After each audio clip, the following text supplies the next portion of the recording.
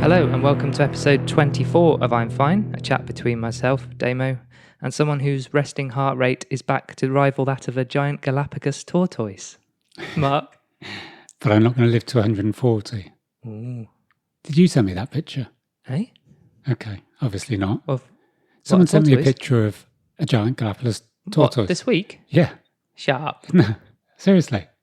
With a baby on its head. No. Not a baby, like a tortoise baby. Yeah. Yeah. Rather than a human baby. Yeah. It's the new thing from the Early Learning Centre. Yeah. No. That wasn't me, but that is another... I thought it was you because it had something underneath where someone had written something like, he's good for him, he's still getting it at 140.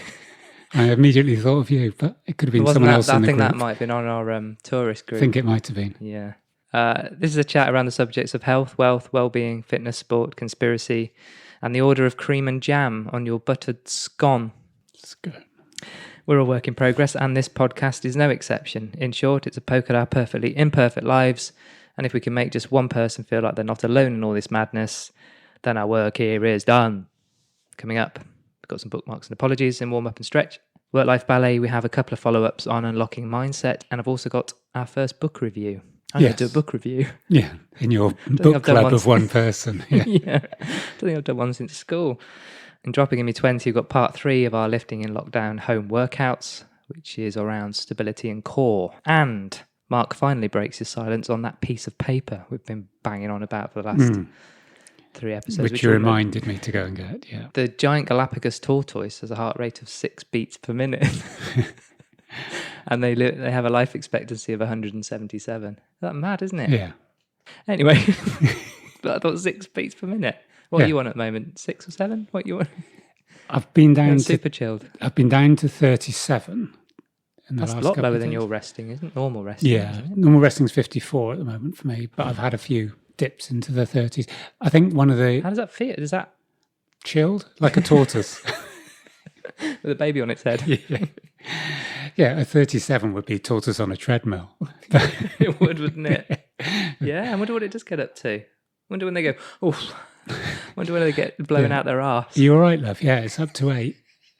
Stop looking at your bloody Garmin, you stupid tortoise. Do you reckon they could see something on their wrist? Do they have wrists? So, no, it's fine. It's fine. Yeah, heart's good. Good. But I don't want to keep doing heart updates, but the heart update... Oh, I don't then. I do really. Feel like you're going to. Yeah, the last thing I want to do is go on and on and on about my heart. It's not that important. Stop making a big deal of it. Anyway, my heart. I think you should write a poem about it. Yeah. With, what was it, rhyming couplets? I can't believe that I said that. I don't know why they call this hilarious. Yeah. It was great. That was great listening back at night. I couldn't edit. I was actually laughing back, listening back to it. I had to stop and compose myself. It was. And the number of references we've had to me being an English literature student and not recognising. But also references to you missing exams. So yeah. Did you sit that one? Yeah. English lit. Yeah. Did you do? What's the other one? Language. Yeah, lit and Yeah. Did the pair. What did you get? Top marks? Was it A level? Did you have A levels in your day?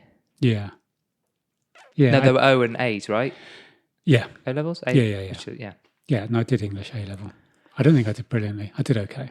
But we're just talking about the first... Oh, yeah, I don't want to talk about my heart. So... I was trying to distract you. It's kicked out for... And thank you for asking. Yeah, it's kicked out from its tachycardia and it's now back in... Because when you say kick out, I always think... the other way, yeah. That's all right. It can kick. Yeah. So it's now in normal sinus rhythm, I think it's what it's called now. Okay, cool. So, yeah. And how are you? All right, thanks. Good. It's been so mad the last few weeks. Yeah. When you have an all right week, you get a little bit suspicious about it. When I saw you on Friday, I thought you had a little twinkle in your eye in terms of like... No, that you probably grit from cycling. Yeah. No, just in terms of you just realise what you've been missing, but you're going to talk about it later. Yeah. But, yeah. We'll leave it. It's on Instagram for everyone to see. Yeah. You can't quite see the twinkle in my eye though. No. On that. You do look like a bank robber on that picture. Robbing the co-op. What are you going to say? I just... Go on. Just when you said robbing the co-op, I just thought Robin the Hood, I just thought... Because there was Rob the Bank, wasn't there, the DJ? Yeah, it's better than Rob the Co-op. Yeah.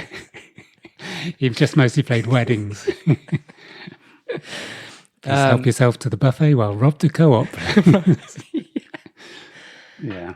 I've been listening to the weather because it's gloriously dark and gloriously drizzly right now. Yeah. It was like that when we got up. It was ace.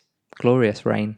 When you say you've been listening to it, like physically listening to the physicality of the drops of rain and the wind. I guess, yeah. Yeah. Okay. I guess so. And looking at it. Yeah. And also I've been taking note of the forecasts on TV about their language to see how different all the channels kind of talk about the weather. Yeah, yeah. Well, most channels have opinions, but I've noticed that Channel 4 just go, there's some rain coming, odd spots of sunshine. If you want to know more, just look out the window. Done. It's weird. They're just matter of fact. Yeah, I think I mentioned this on the podcast. I'm sure I did, but I saw it again on breakfast TV when the newsreaders basically tell the weather to the weather person. Oh, right. So it'll be sort of, right, it's now 7:28. We're going over to Carol. Well, Carol, looking behind you there, the sun looks glorious. It looks like it's going to be a beautiful day today with a few fluffy white clouds. And she's still and Carol's going to go, yes, yeah, that's it. It's like you've got 2 minutes. What do you want me for here? Every hour you've got 2 minutes and we're going to tell you exactly what you're going to say. You do 2.5 hours. Yeah, I don't... Yeah, you could have the weather person going, right, I'll hand you back to Naga where we're going to talk about... Yeah, give the news. Yeah, just stick in your box. Stick to what you're good at. Yeah. What you pay for. No, I just wondered if you'd done anything this week that was kind of... Unlocking my mindset. Yeah, just kind of being productive or tried one thing or... I think in life, a lot of people become parodies of themselves. I don't mean that in a judgmental way at all. It's just, we've had this discussion before that we'll go out with a group of mates. People fall into either your preconceived idea of them or their notion of how they will act in certain circumstances. Yeah. So I can see somebody on a lad's night out who will continually be using poppadoms as frisbees, nicking the salt and pepper from the restaurant, making humorous comments to the waiters. Do you know what I mean? It's just because they did it once and then someone made a comment the next time and then they felt they had to live up to it. Almost like a self-fulfilling, you play along to an identity that someone accidentally or purposely starts. And everyone fulfills those roles. So when we're out and we're around the table, you can almost, I think we mentioned this before, didn't we? Sort of social bingo. You could almost have a card of going, this person will do this person will do that, this person will fall asleep in their coma. This person will go on about, I was going to say their business, but I'm probably on dodgy ground. Okay, edit. The point I was going to make on that, I'm as liable as other people to fall into that. So I would tend to be seen by myself as by others as the person that doesn't drink, so therefore we can have the piss ripped out of them a bit for that.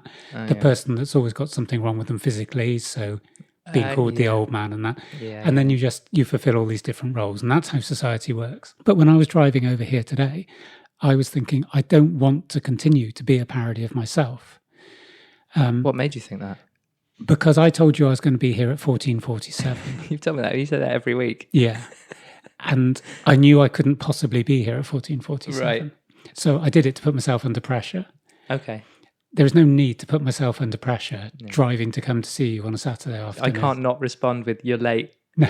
At 14:48. Well, I can't help myself. Yeah. No, and I knew you were going to do it. Yeah, it's brilliant, isn't it? So we're playing that game. Yeah. So what I was thinking was I want to... God, we're that predictable, aren't we?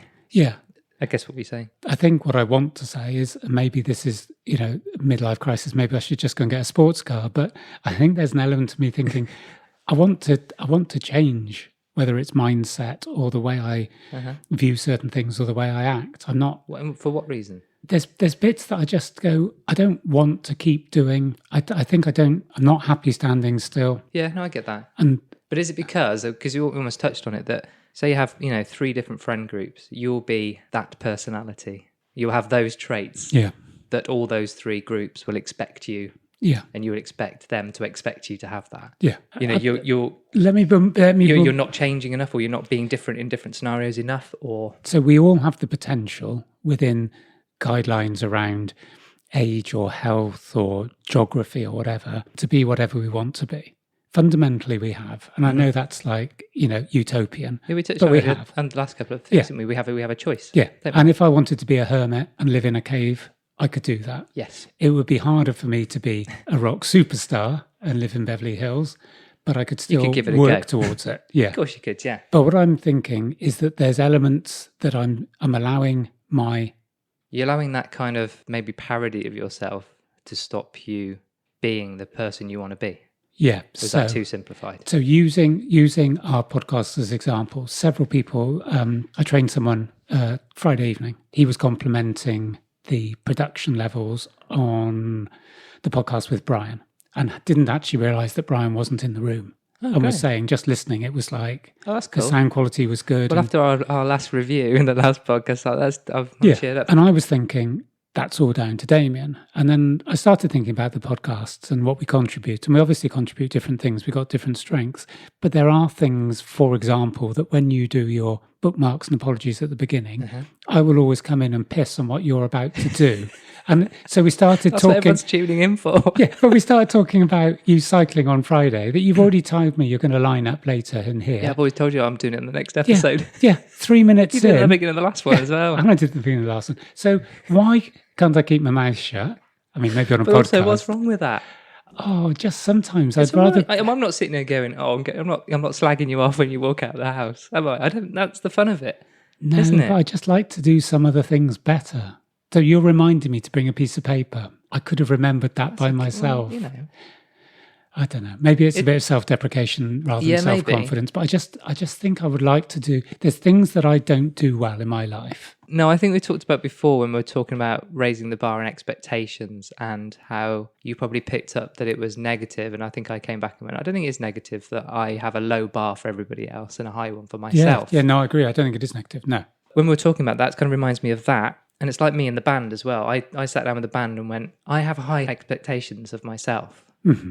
I don't expect you all to have the same or feel bad about not having the same as me. It is just a thing I do and have to do. Yeah. I only get pissed off when people say they'll do something, they want something, they're going to do blah, blah, blah. And I'm going, yeah, cool. And I then do all the things to do it. And then they just don't fucking do the thing they said they were going to do. Yeah.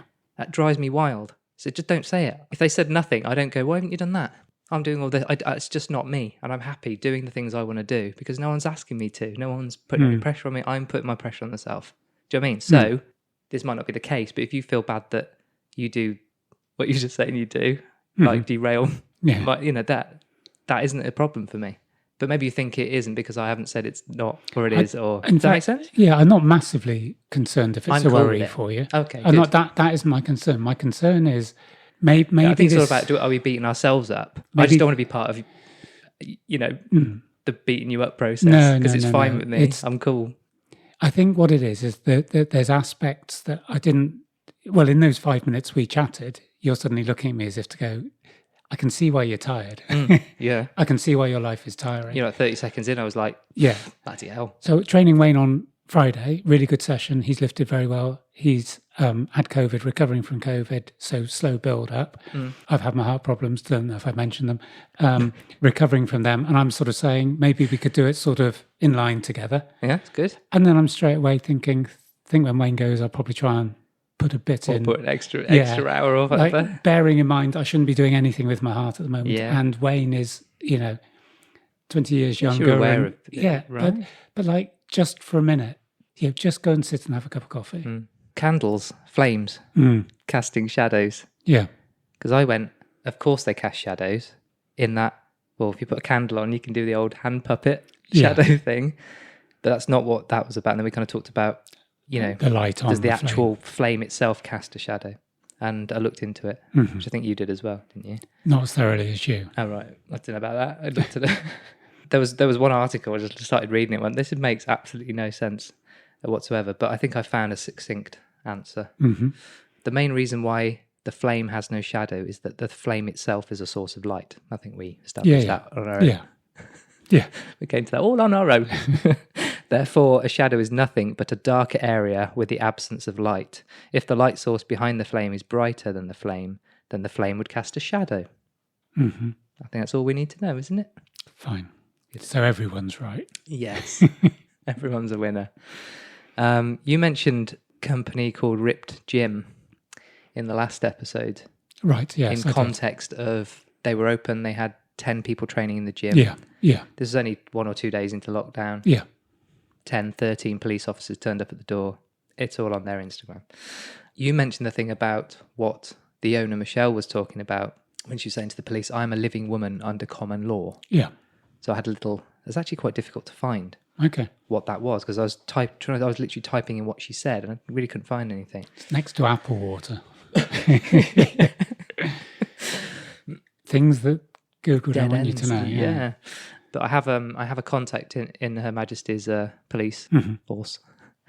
I sent him the video. Yeah. And went, what's she talking about? And does this stand up? And he came back and said she is basically citing what's something called freemen. Do you know about this? Yeah.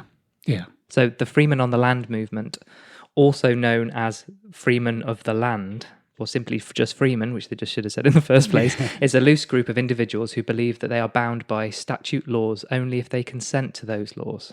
Right. This is a little bit of, I'm just going to pick and choose which of the statute laws. Also known as anarchy.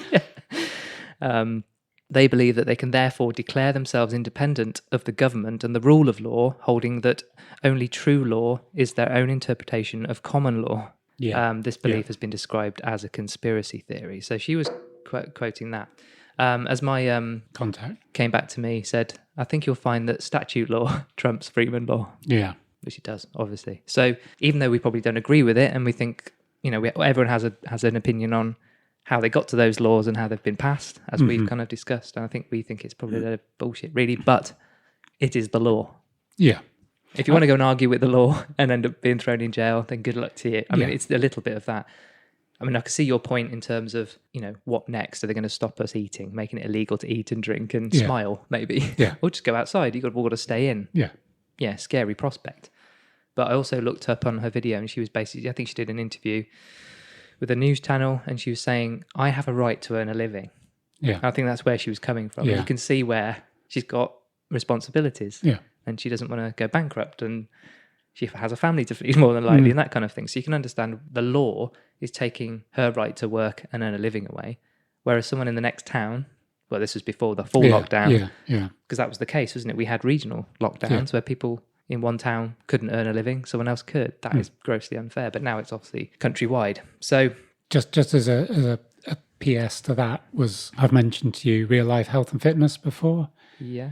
And my daughter has got connections with that gym, a guy called Tyler who runs that.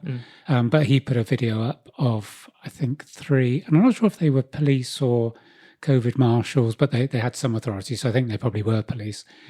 And someone had grassed him up that he was operating from the gym, and they came to the door, and he they said, like, we want to look around your gym, and he went, no. And he said, have you got a warrant? And they said, no. And he went, so why do you want to look out my gym? And basically someone had grassed him up and said, oh, he's... And there's no one in there? What he was doing was lives, like my daughter is. So he was recording himself in the gym training? Yeah. On a live, I think there might be one other person with him, and they were doing something. Okay. Yeah. No, it's fine. Property, yeah. I think it might have even been his partner. Right. But he videoed the whole thing, and at one stage he said, and I'm not talking out of turn now because he said this publicly and put it on his Instagram. He said to these people, he said, I've been in jail. He has got a colourful past, and he's saying, taking down to the bare bones, I'm a person in a gym that I've shut down, and therefore I'm running it online. Yeah. I have a massive online presence. If you go to my website, you could actually watch me doing online, 10 minutes before you came knocking on my door. I have a prison record. Someone has told you that they have that concern. And I think there was either 2 or 3 of them had come round. Right. And I think from his point of view, it was, you could go, well, if you got nothing to hide, just let them bloody look in the gym. Yeah. But the other point of it is, I don't have to. If you look in the gym and then you go, oh, have you got a license for that? Or, that doesn't meet health and safety. Or you don't want to just invite people to look around your workplace because someone's grassed you up for something that wasn't happening. The disproportionate nature of it, again. Yeah. No, I think so. Couldn't have someone phoned him and said, are you working out from there? Or was there any evidence? But if my house was burgled, or say a bike was stolen from my shed, 3 police would not come round if I rang them up and said... No one would come round right now. No. But 3 people went round on something that was never even true. Yeah. The police probably don't want to do it themselves. Of course they don't want to do it. They all have opinions. They probably think this is all a load of crap as well. But they've got to uphold the law, haven't they? That's their job. I think what my criticism is that amount of I've worked with the police. I'm not knocking the police. I haven't seen that amount of manpower come out on a Tuesday afternoon to confront a woman gym owner. It's disproportionate. And I think sometimes that's what I'm saying, is that the reaction to some of these things, yes, we want to keep in the guidelines, we want to keep in the law, but when you're as heavy-handed as like that, that gym aren't going to have good relationships with the police. They're going to go, it's just, I don't know. I've got an apology. We introduced some nice new music a couple of episodes ago. Listening back, as we do, I just kind of sounded like I was taking all the credit for it. No, I didn't think that. No, did you not? I did. No. But what I didn't do is kind of thank the Monkey Fighters for turning that round so quick and doing such a good job. So I'm saying it now. Oh, I mean, we both commented, we both loved it. We love it. I just didn't go thank you. Yeah. I just went... No, big thanks. I think I just went on about it's what I do in terms of getting stuff done, but it sounded like I'd written it, produced it, recorded it, wrote the theme tune, sang the theme tune. And I didn't. So big thanks to Johnny Slater for doing such a brilliant job again.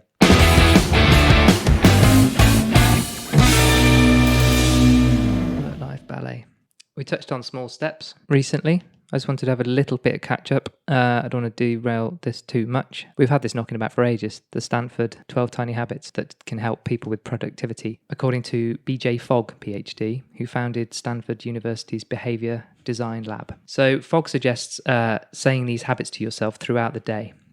Each habit is connected with an anchor or prompt to help you remember to complete it, which is actually quite an important thing about habits, isn't it?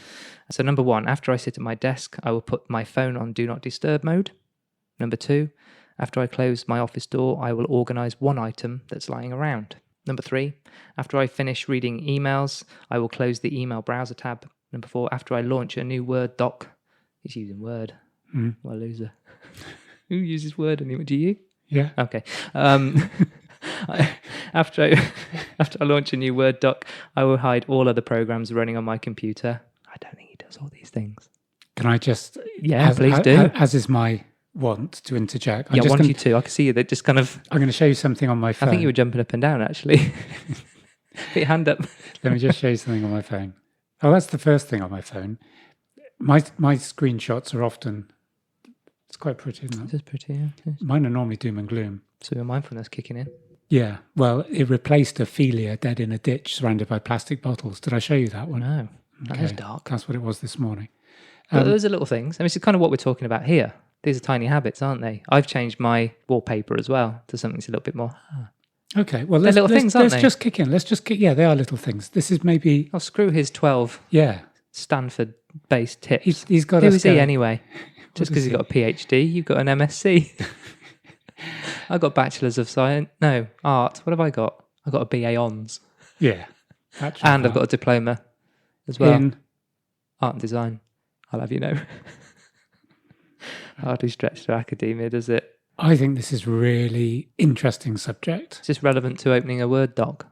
This is relevant to when you just started on Stanford there. I change my wallpaper probably 3 times a week.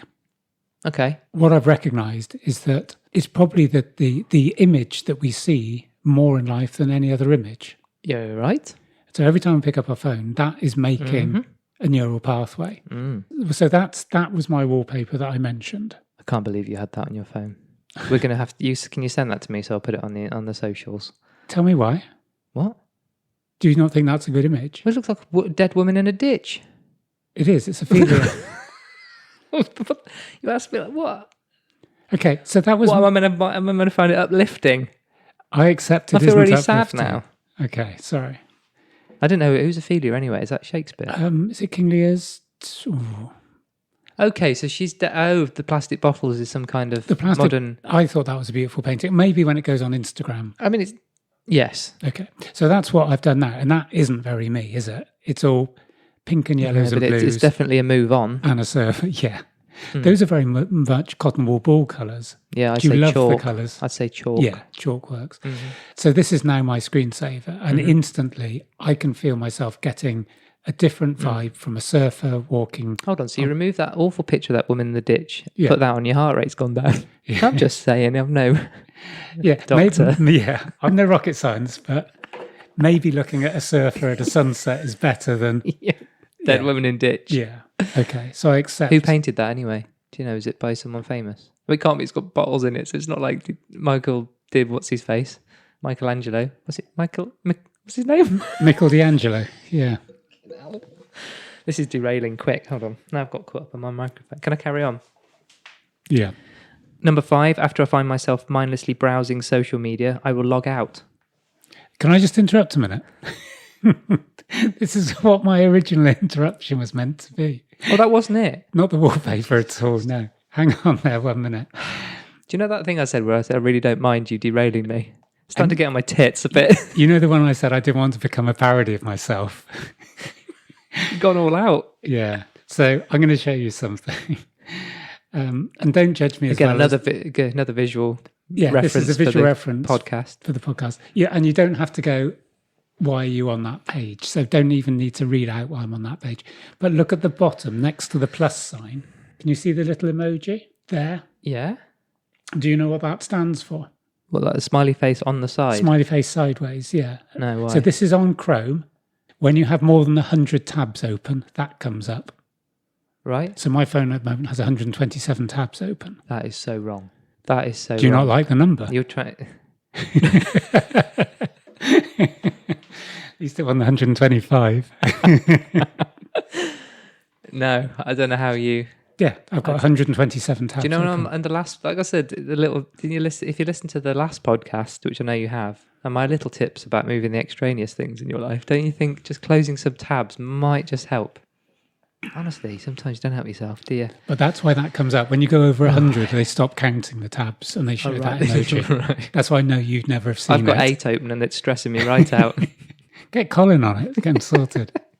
Colin! Where is Colin anyway? She's been gone hours. After I sit down at a meeting, number 6, after I sit down at a meeting, I will write the title, the date, and the attendees at the top of my notes. I do that. What's so good about that? You have to go to Stanford just to be able to do that. How do you write the attendees? Oh, yeah, I'll go on. I've got a list thing. or geography?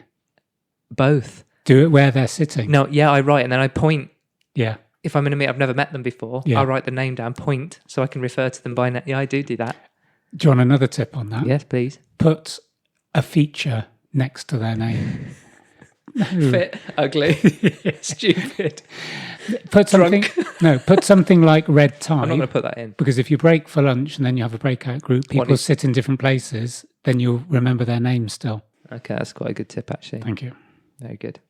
Number 7, after I notice a call going on for longer than expected, this one's great, I'll say this: it's great to talk, but we really need to wrap up. What haven't we covered yet that's important? I mean, yeah, he's quite within his rights to, basically shut the hell up because we need to crack on.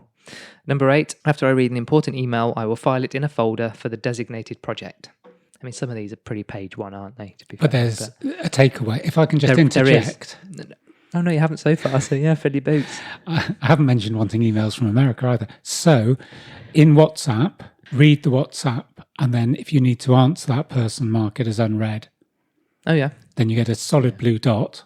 Yeah. Beginning of the day, look at your solid blue dots. Those are the people you've got to answer first. Mm-hmm. Ugly frogs, right? After I read an email I can't deal with immediately, I will mark it as unread. Okay. That's number 9. I didn't know. Right. All right. You're practically Stanford. PhD. Yeah. After I read an email that's time sensitive, I will reply with this script. Got it. I will review it in detail and get back in touch soon. Mm-hmm. But he fucking doesn't. After I leave the office, number 11, after I leave the office, I will think about one success from the day. 12, the last one. After I walk in the door at home, I will hang my keys on the hook. He had a good solid 11. And just had to go. He just wanted 12, didn't he? Yeah, he's obviously not like, yeah. You'd have been happy with 11, wouldn't you? Yeah, happy. That 12th one wasn't. Yeah. No. So there you go. A few little tips. Got through those in the end. I'm glad we did that. It was funny. I've got a book review. We first talked about deepfake in episode 18, Raisins to be Cheerful. Still my favourite title. Good. We talked about Nina Schick and her chat with Sam Harris. We haven't mentioned Sam Harris for a while. No. I've stopped listening to him, actually. What? Mm. Oh, that's well, sad. some of his comments just... Oh, recently, his old Trump ones. And Yeah. I think he has got a lot of stick, hasn't he, Yeah. of late? So off the back of that, I purchased her book from the World Wide Web, and I've read the words on each page, left to right, top to bottom. Then I went through the pages consecutively by number order. I've decided to call this Pulp Core. Right. Where I'm bringing back the ancient art of reading printed words, Mm-hmm. which is ink-based printing, Yeah. on pulped, dried and flattened wood, most commonly known as paper. Mm. Do you like? How was it for you? I'm bringing reading back. It's the new future. It was good. It's a good book. I mean, she's very thorough. She writes in quite a simple way. Shall I read a paragraph from my book in this next podcast? Yeah. Yeah. How's that going anyway? Well, it's not. But I have written a paragraph. You want to read the only paragraph from your upcoming memoirs? The opening paragraph. Yeah, that'd be good. There's things in here that I think are interesting. So I thought I might just read a couple of sections. Yeah. So the book is called Deepfakes, The Coming Infocalypse. Mm-hmm. See what she's done there? Mm.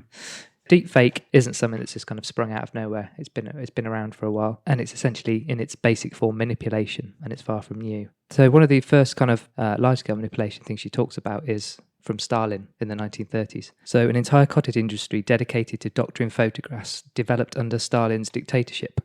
Without modern photo editing software, it required skillful mastery to be done well. Montages were composed by laboriously cutting up and stacking snippets of photographic negative over another.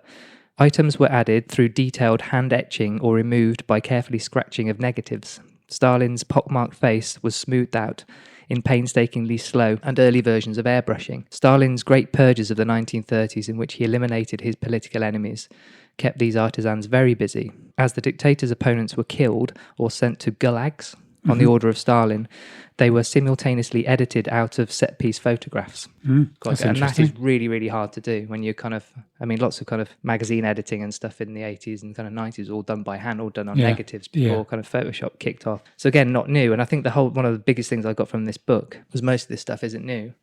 She goes on to talk about Russia and how Russia is kind of impacting the West to basically go, I think they realised, screw nuclear weapons, we're never going to launch one. Let's just create misinformation and disinformation instead. Even get rid of biological warfare. Let's just use psychological warfare, which I thought was quite interesting. I don't know if you're going to come on to this, but I know certainly around interventions in Black Lives Matter in America and in the UK. She talks about that a lot. Yeah. I mean, there's so much detail in here. And examples and, backed up with evidence too, which is really great. I'm not even scratching the surface really.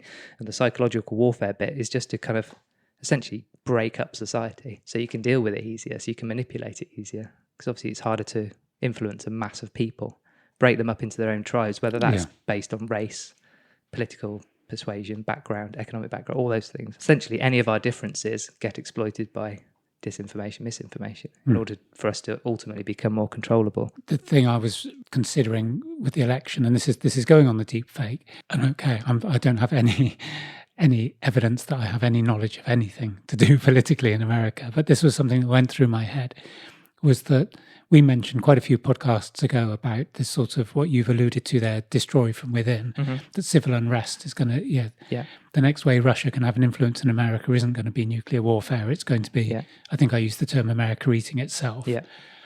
And that social division would be that big driver. But I thought with the election result, I just thought really interesting. So what's basically happened is that the way I've perceived it, or the way it's been shown in this country, and it might be different in America, is that Trump's bringing some lawsuits. The first 5 or 7 have been chucked out as no evidence.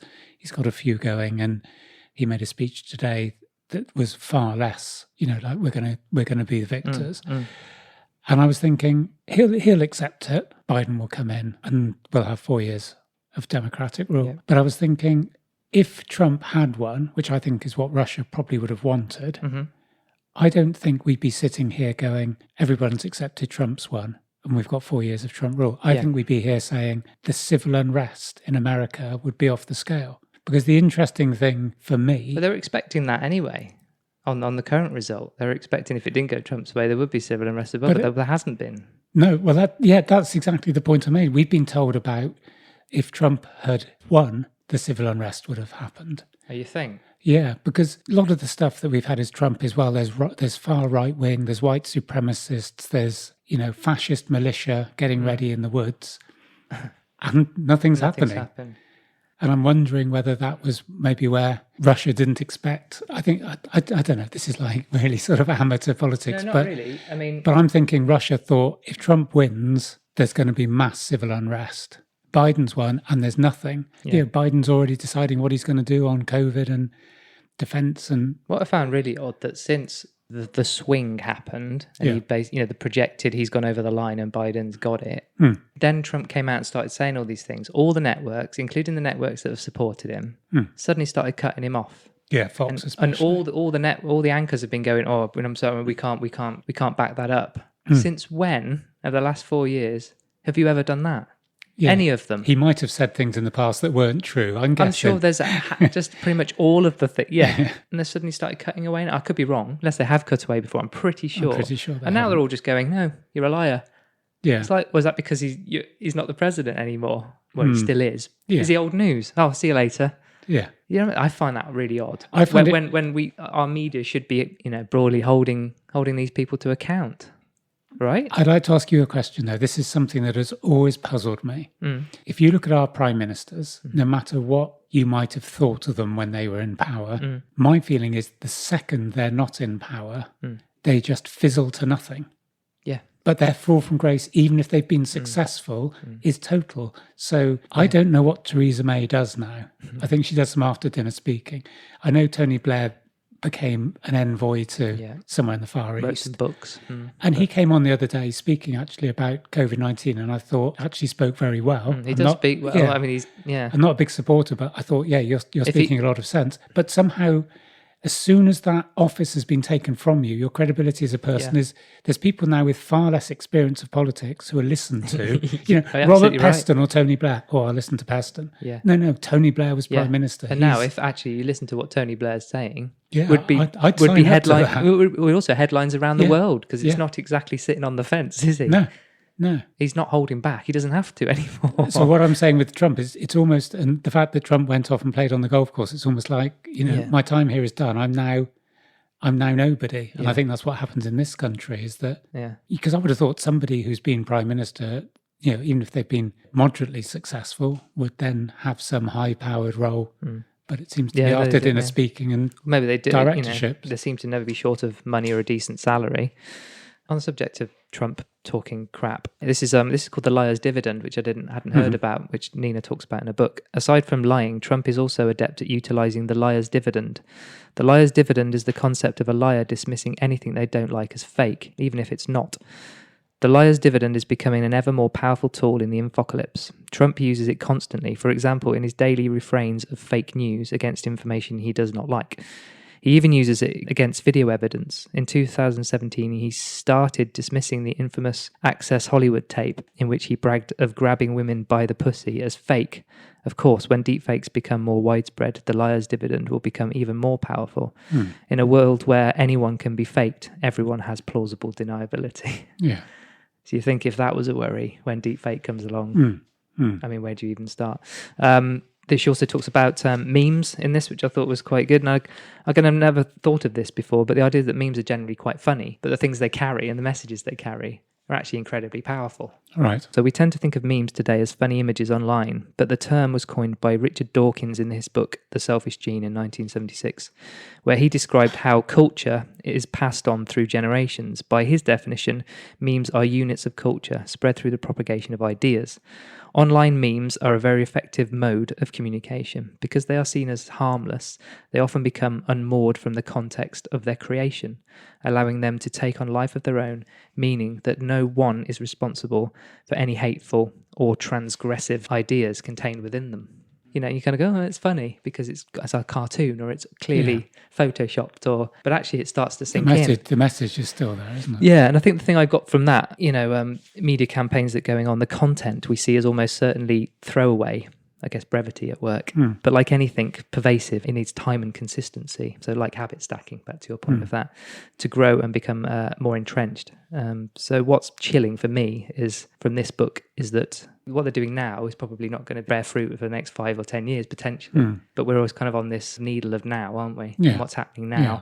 This is so largely premeditated. What we're seeing in front of our eyes today has been many years in the making. It just hasn't happened. Yeah. The thing I get from this book is that growing up in the 80s, you see things on the news, you hear things about Russia, and it's got nothing to do with social media. It's got nothing to do with technology. That's the thing I really got from it. Because I think one of the stories about HIV, and I think we covered it, well, there's a big conspiracy that it was created to kill minorities, essentially. And that is still quite strong opinion amongst some. But that went from a story which the Russians planted, which Nina talks about in this book. Yeah. They were the ones behind, but they planted that in a publication called The Patriot in India. And within a very short amount of time, it had gone to about 80 countries. Yeah. That was before social. Nothing's really changed. The means to get that information to people, or the way we now create this media and content in the first place, is kind of changed. But the human race is still pretty awful. We haven't changed as quickly as the media. No. There's a stack of stuff in this book, and if that's your kind of thing, then do check it out. It's well worth it. It's Deepfakes, The Coming Infocalypse by Nina Schick.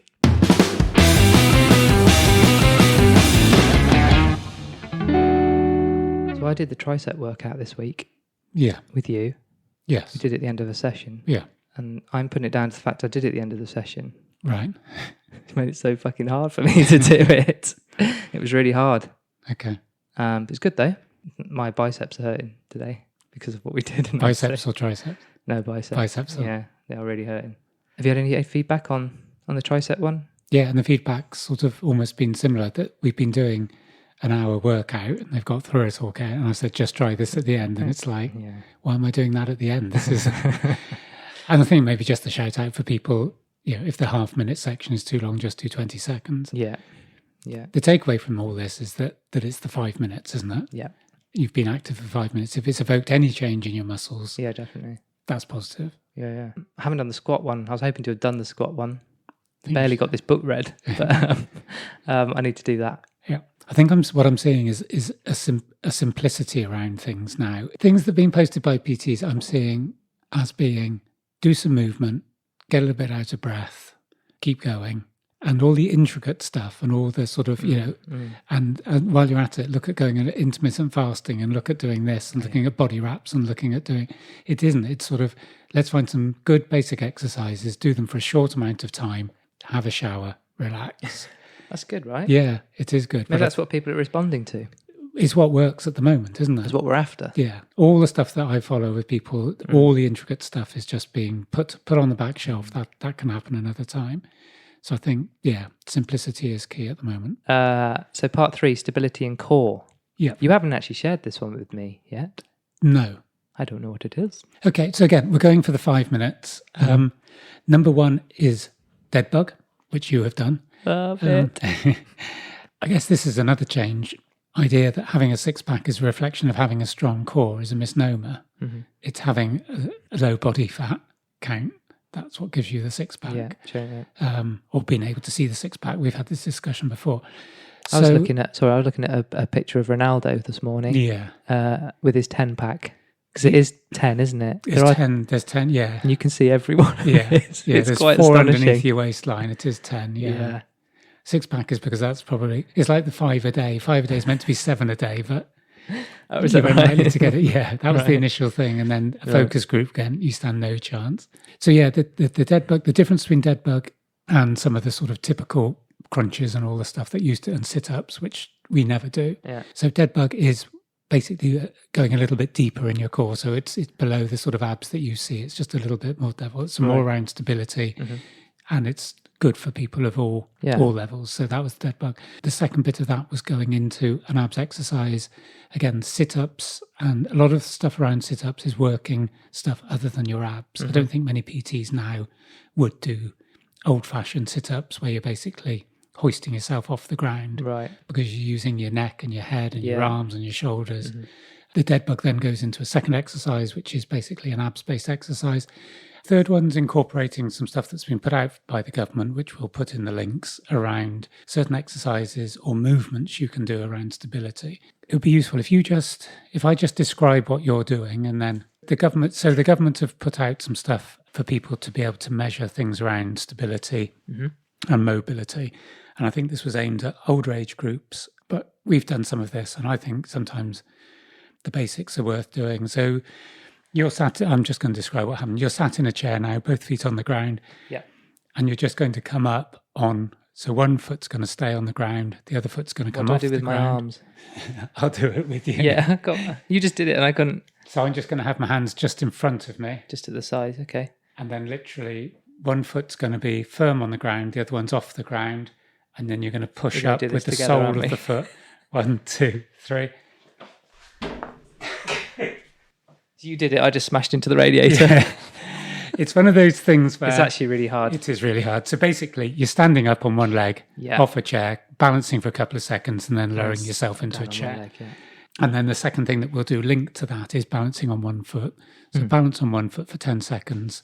Yep. Focus on something on the wall in front of you, and then shut your eyes and see how long you can remain balanced.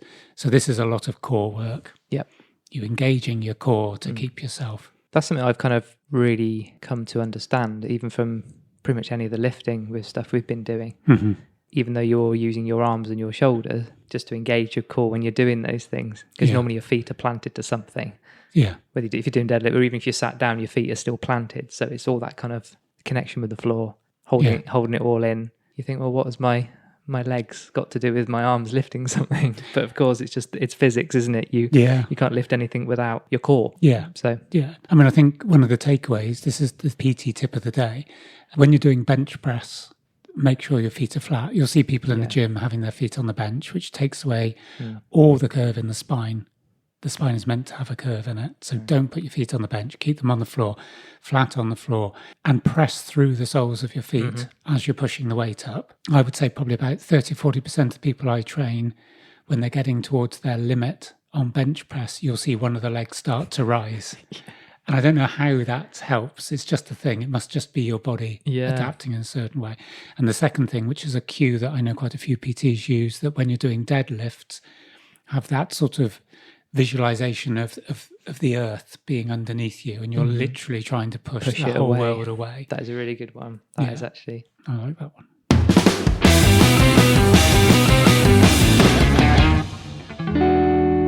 We've been talking about your piece of paper. I'm quite excited about this. And every time you kind of talk about it, you can see you getting slightly riled, and I want to know what it's about. So the floor is yours. This is my suggestion, just from little bits of conversation we've had during this podcast and before. We've mentioned addiction quite a lot, and I think this is a lead into addiction, but I don't want to cover addiction. I just want to read the piece of paper. This is just talking. We tend to have a lot of business meetings on air. It's what people want to hear. Yeah. It's the transparency. And... That's the feedback we're getting. More admin. No, I think it's going to set... Have you heard the expression set hairs running? Yeah, only from you. I'm using it now because... All right. I used it at work this week on a call to the team. So I think some of them were like, what are you on about?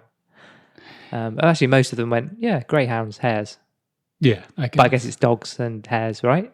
Yeah. Is it? Well, greyhound has a rabbit. So when you've got greyhound racing, it has a hare on the outside. Yeah. And the greyhound, because they're hunting animals, chase the hare. So is that? I guess it's setting the hares running, which means so I guess putting stuff into action. I was speaking to somebody in the week, and they used an expression several times, and I wanted to remember to use it. They described our interaction, the way that you sometimes interact to statements I make, as poking the bear. And I thought that was quite fitting. It was almost, and the way it was being described. With a stick, because you wouldn't get too close, would you? Well, it was almost trying to evoke a response. They described it something along the lines of, even if he agrees with you, you're still going to have to work hard to prove it. And so poking the bear is, that's up there. Okay, so piece of paper. I think this will lead to something else. Wow, I'm excited. I think you maybe made it a little bit too big. Well, maybe. So, like everything we tee up in this. And then just have a morass of modernity. So this came to the occupier, and it came in a brown envelope into the house. Mm-hmm. And my first thought was, just put it straight in the bin because it's a brown envelope. So I left it there for a week, obviously without opening. And for some reason I opened it, and I just thought sometimes to the occupier it didn't look official, but it looked officialist. Yeah. We haven't talked as much about sport as we thought we would have done over the last 24 podcasts, but this one has, it's from Mansion Bet, which is a big gambling firm, Right. who are sponsoring Bristol City. Because I support Bristol Rovers, anything with Bristol City on it is going to have an instant turn off. Right? So I'm searching long and hard to find some. I'm surprised you said the two words Bristol City without spitting afterwards. We do have a couple of listeners that are shitheads, which is sorry, not sorry, right? Yeah. So this has come through September 2020, the start of a season unlike any other. This has been written in a sort of chummy, mate down the pub way. So I'll just read little bits of it. But it's been written very much as if I'm a Bristol City fan. So bearing in mind the address it was delivered to is north of the river, i.e. Rovers territory, the chances of it being a City fan are, I don't know, maybe 1 in 5, I would think. It's a predominantly Rovers area where I live. Sure. So they've said, I'll just read bits of it out. Our garden shed is now a mansion, but our pre-match rituals have been suspended. Doesn't make any sense at all. For now, you don't have to remember your season card, keys, wallet, glasses, phone and chewing gum. Just log in for Robin's TV. Okay, so what they're saying is you're not going to the matches anymore, but you can still watch it. So you can't go down the rituals. You can't go to the pub, blah, blah, blah. Yeah, and we talked about rituals today when I came in. They go on about the number 24 bus trundling from the hospital to Ashton Vale, that there's nobody along Gathorne Road, nobody drinking outside. I see what they're trying to do here. They're painting a picture. They're trying to make this emotive, aren't they? Yeah. Romanticising. Yeah, remember the days in BS3. And Mansion Bet, I don't know, they're probably based in Hong Kong or something, but they seem to have captured South Bristol. They sound like locals, don't they? Yeah. And they said, although we can't all watch City in person, it could still be their season and there's loads to keep an eye on. And they said there's many questions that need to be answered. How do you pronounce Mianpa, which is one of their players? Don't think the first question on my list is questioning the pronunciation of one of my players. No. And maybe that's just banter. Exactly how big is Han Noah's hair? Again, I think they've tried to be football fans. They don't like football. You can but tell. They don't like football. You don't. That isn't the first question. Is where's the cider? Where's my pasty? And this lot of shit. That's all we talk about at football. So those are the first questions. It said, why not visit the home of one of City's newest signings? Shirt sponsor Mansion Bet. Mansion Bet also sponsor the Bristol Bears and the Bristol Flyers. So a guy Bristol Sport, right? Bristol Sport has been created by Mr. Lansdowne, who made billions, or at least hundreds of millions from financial markets, has invested a lot in Bristol, and has now included every element of Bristol sport under his banner except Bristol Rovers. So I think, is it fair to say you'd like to keep it that way? Yes. And we don't want to be part of that multi-million wealthy. We'd rather be ragbag Rovers. So absolutely. So we've pictured the scene. Mansion Bet, they're involved with all these. They understand, City's home ground. Then it goes on in great detail about someone called Farrimer got 41 goals for us already. He's got to reach 50 this season, hasn't he? Hopefully it'll be a lot more than Nicky Wells and new arrival Chris Martin, who've averaged a goal everything. And it's a lot of detail. And I think they're trying to be sort of chatty and factual in the same So that's Chris Martin, who came from Norwich, not from Coldplay, just for a...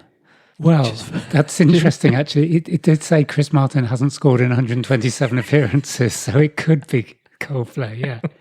I was really trying to think of a Coldplay hit there to just come in.